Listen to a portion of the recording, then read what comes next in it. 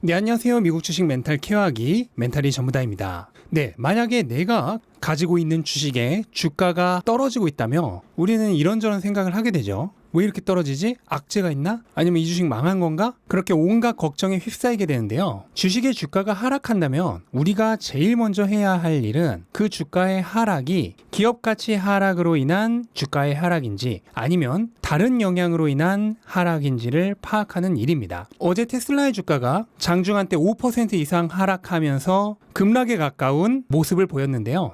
이게 딱 오늘 주제를 설명하기 아주 적절한 예시이기 때문에 제가 오늘은 어제 있었던 테슬라의 주가 급락을 예시로 해서 설명을 드리도록 하겠습니다. 이거는 제가 테슬라를 예로 설명을 드리지만 어떤 주식을 가지고 계시던 기본적인 관점은 같습니다. 어제 테슬라가 하락했던 이유 중 첫 번째는 시장의 하락으로 인한 주가 하락입니다. 어제 나스닥이 장 초반부터 1% 넘게 하락을 하면서 대부분의 기술주들의 주가가 크게 하락을 했죠. 하지만 제가 늘 말씀드리는 주식을 사는 최고의 타이밍이 어디죠? 바로 기업 때문이 아닌 시장의 하락으로 인해 주가가 내릴 때입니다. 그때가 주식을 사기 아주 좋은 타이밍이에요. 기업 가치와는 상관없는 이유로 하락하는 가장 대표적인 케이스이기 때문입니다. 그리고 어제 테슬라가 하락한 이유 중 또 하나는 니오의 주행 보조 시스템 작동 중에 일어난 교통사고로 사망자가 나오면서 이게 전기차 섹터에 전반적인 악영향을 미치면서 전기차 섹터가 전체적으로 하락을 했습니다. 이것도 마찬가지죠. 주식은 보통 동종업계의 주가가 하락을 하면 따라서 같이 내리는 경우가 많습니다. 근데 이거 역시 시장의 하락으로 인한 하락과 별 다를 바가 없는 얘기죠. 특히 동종업계의 다른 회사들이 문제를 일으켜서 그 업계 전체의 주가가 하락을 할 때는 오히려 그 일과 상관없는 기업들의 장기적인 비전에는 더 도움을 주는 일입니다. 그러니까 정말로 두려워할 필요가 없는 일이죠. 그리고 어제 테슬라 주가가 내렸던 가장 큰 이유 중 하나가 바로 미국의 도로안전교통공단의 FSD에 대한 조사입니다. 여기에 대한 자세한 내용은 제가 오늘 아침에 영상에서 다뤘으니 여기서는 생략을 하고요.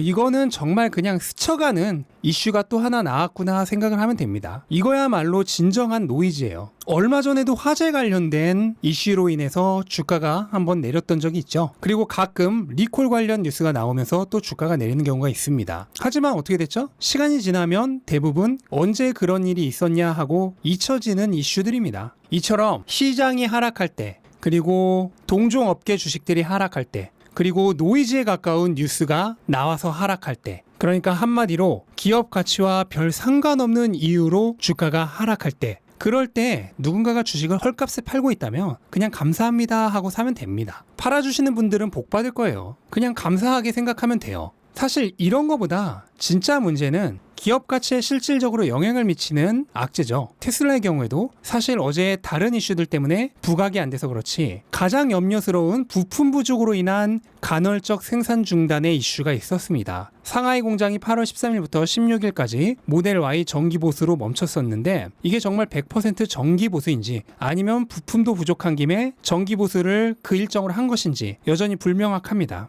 그리고 프리먼트 공장의 모델 3 라인이 부품 부족으로 멈췄다는 루머가 있는데 여기에 대해서도 공식적인 답변은 없습니다. 하지만 테슬라는 이미 실적 발표 당시의 레포트와 일론 머스크의 트윗을 통해서 여러 차례 부품 부족을 경고했습니다. 그렇기 때문에 부품 부족으로 인한 생산 지연이 실제로 있을 수 있고 이거야말로 정말로 기업 가치에 영향을 미치는 요소죠. 하지만 이런 것도 조금 더 큰 그림으로 볼 필요가 있습니다. 테슬라는 올해 85만 대를 인도할 예정이죠. 근데 만약 부품 부족으로 인해 83만 대 정도만 인도하게 된다면 이건 실질적으로 기업 가치에 손상이 있는 문제입니다. 하지만 자동차 업계에서는 부품 부족이 내년부터는 완화될 것이란 게 기정사실처럼 여겨지고 있습니다. 그렇다면 부품 부족으로 인한 기업 가치의 손상은 아주 근시안적인 이슈에 불과합니다. 테슬라가 2022년 11월에 도달할 위치가 있었다면 그게 2022년 12월로 한 달 정도 미뤄진 겁니다. 당연히 주가 역시 그만큼 후행을 하게 되겠지만 시간을 길게 보면 볼수록 이거는 정말 별거 아닌 문제가 됩니다.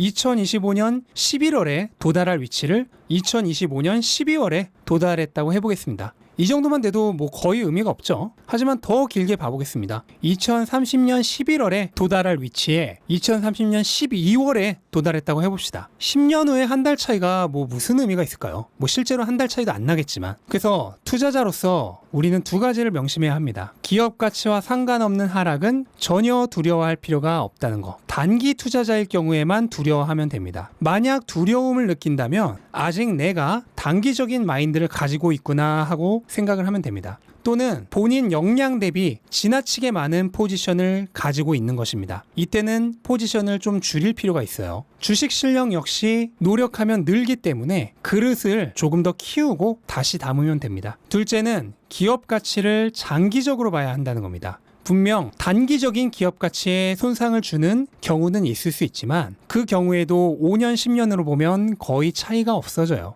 미세한 기스는 가까이서 보면 보이지만 몇 보만 뒤로 물러서도 보이지 않습니다. 그리고 마지막으로 드리고 싶은 말은 집착을 버려야 합니다. 집착하면 할수록 시야가 더 좁아져요. 그래서 자기도 모르게 장기적인 시야를 갖지 못하고 더욱더 단기적인 프레임에만 갇히게 됩니다. 집착하는 마음을 버리는 연습도 투자의 수행 과정 중 하나입니다.